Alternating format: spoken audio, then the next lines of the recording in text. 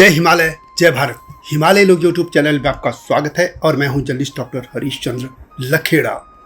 इस बार हिमालय क्षेत्र में प्रचलित प्राचीन लिपियों के बारे में आपको जानकारी दूंगा और एक बार और बता दूं कि नेपाल में प्रचलित रंजना लिपि में लिखित प्राचीन लेख इंडोनेशिया में मिले हैं। इस तरह की और भी बातें आपके सामने रखूंगा, लेकिन तब तक आपसे अनुरोध है कि हिमालयी सभ्यता पर केंद्रित इस चैनल को अवश्य सब्सक्राइब कर दीजिए।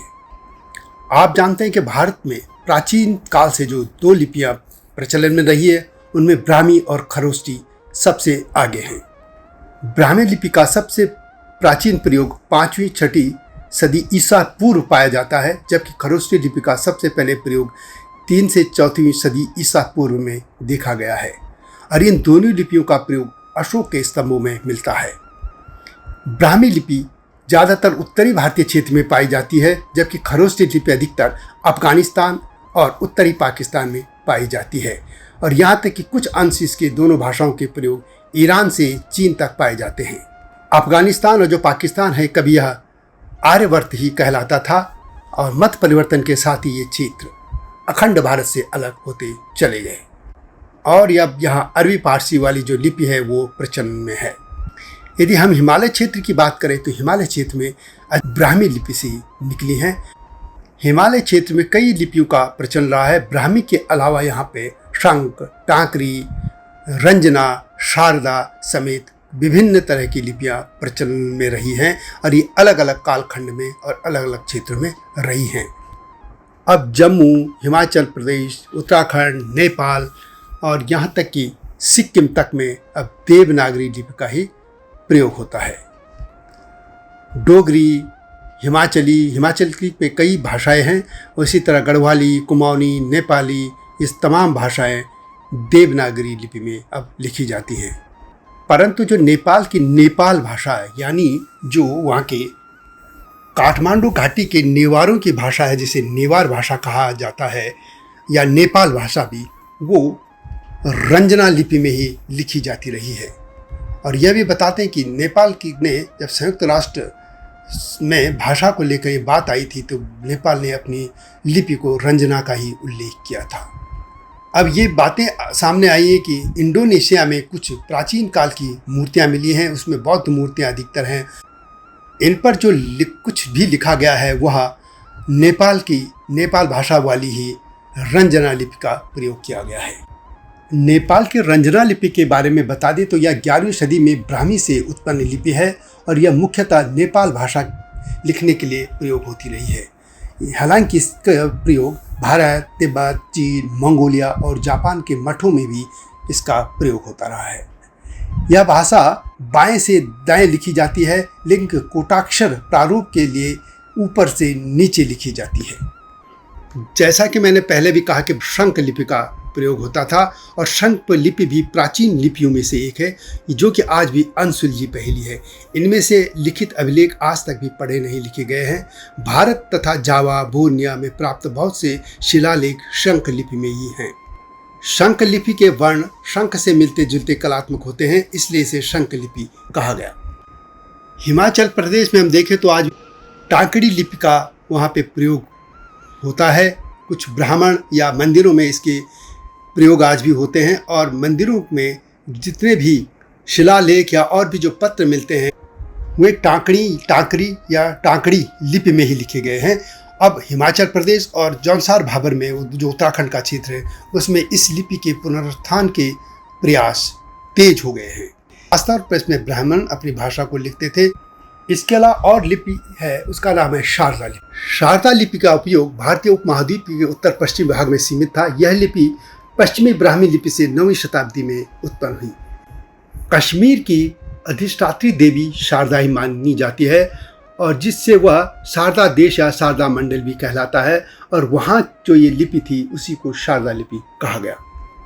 कश्मीर को कभी देव देश भी कहते थे और वहाँ की जो मूल शारदा लिपि थी वो सन 10वीं शताब्दी के आसपास कुटिल लिपि से निकली है और इसका प्रचार कश्मीर तथा पंजाब में रहा है।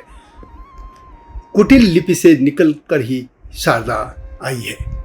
कश्मीर में अब इसका बहुत कम प्रयोग हो गया है। इस्लामीकरण हो जाने से वहाँ उर्दू आ गई और उन्हीं की लिपि वहाँ पे प्रचलन में हो गई। और अब इसकी जगह जो भी कोई पंडित या जो दूसरे लोग करते हैं वे इस नागरी, देवनागरी, गुरमुखी या टाकरी का प्रयोग ही करने लगे हैं। 3वीं शताब्दी तक प्रयोग में आती थी। अल-बेरूनी ने अपने भारत यात्रा के वर्णन में लिखा है, इसे सिद्ध मांत्रिक नाम से उल्लेखित किया है। और इसका कारण यह है कि शारदा वर्णमाला ओम स्वस्ति सिद्धम से आरंभ होती है और यह सभी जो लिपियां हैं वो सभी ब्राह्मी लिपि से निकली हैं।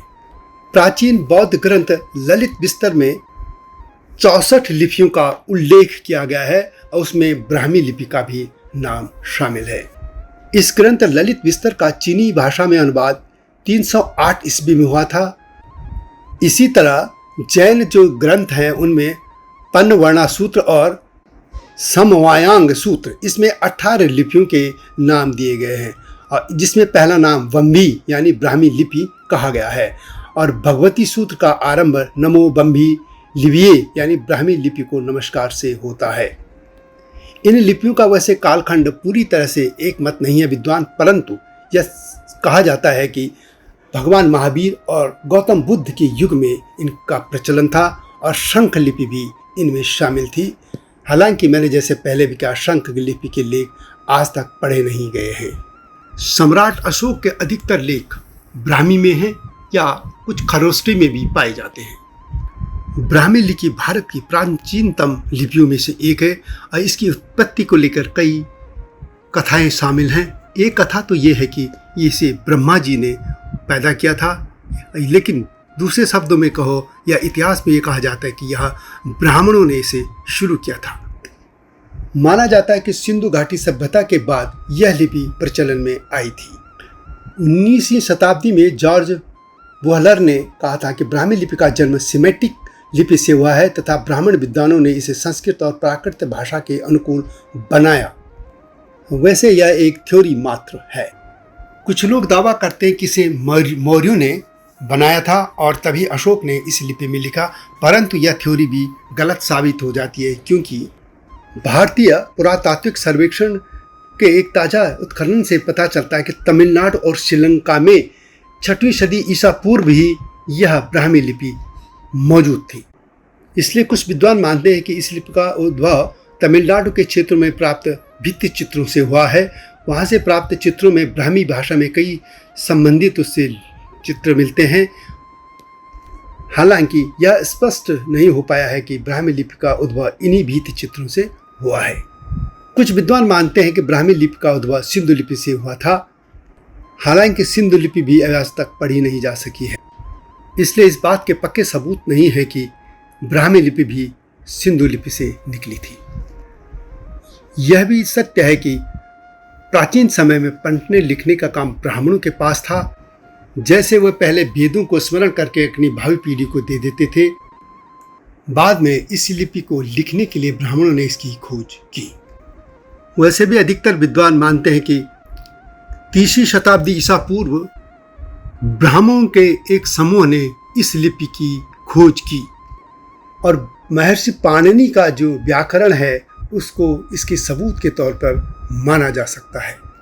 आज तो बहुत सी लिपियां इस प्राचीन ब्राह्मी लिपि से निकली हैं और ब्राह्मी लिपि को सर्वप्रथम पढ़ने का श्रेय अंग्रेज विद्वान जेम्स प्रिंसेप को जाता है और उनके इस महान कार्य के बाद प्राचीन भारत की इस लिपि का जो भी ग्रंथ थे, लिखा था, शोध थे, वो पढ़े जा सके और इतिहास में इस शोध कार्य ने एक महत्वपूर्ण भूमिका निभाई। जैसे कि समय के सल कालखंड में हुआ है, जो भी सत्ता में रहा उसकी भाषा, उसकी लिपि प्रचलन में होती गई। जैसे कि यहाँ पे जब मुस्लिम शासन हुआ तो अरबी भाषा यहाँ आई और उनकी ही लिपि प्रयोग में होने लग गई थी। इसके बाद जब अंग्रेज आए तो अंग्रेजी चली और उनकी ही जो रोमन लिपि थी वो चलने लगी। लेकिन जब भारत स्वतंत्र हुआ तो उसके साथ ही यहाँ पे देवनागरी लिपि, यानी मैं हिमालय क्षेत्र की बात कर रहा हूँ, वहाँ पे प्रचलन में हो गई। इससे हुआ ये कि शारदा लिपि हो या टांकड़ी हो या आगे नेपाल की रंजना लिपि हो, इन सब की जगह देवनागरी लिपि ने ले लिया और इससे हिमालय क्षेत्र की लिपियाँ इतिहास के पन्नों में खो गई। इसलिए ज़रूरी है कि इन लिपियों को कम से कम समाज के सामने इस तरीके से रखा तो जाना चाहिए कि इसे कभी हमारे पुरखे इस्तेमाल करते थे, इनका प्रयोग होता था। और यह सब कुछ हिमालय क्षेत्र के लोगों को मिलजुल के करना होगा। तो यह वीडियो कैसे लगी कमेंट में अवश्य लिखें और हिमालय सभ्यता पर केंद्रित इस चैनल को सब्सक्राइब अवश्य कर दीजिएगा।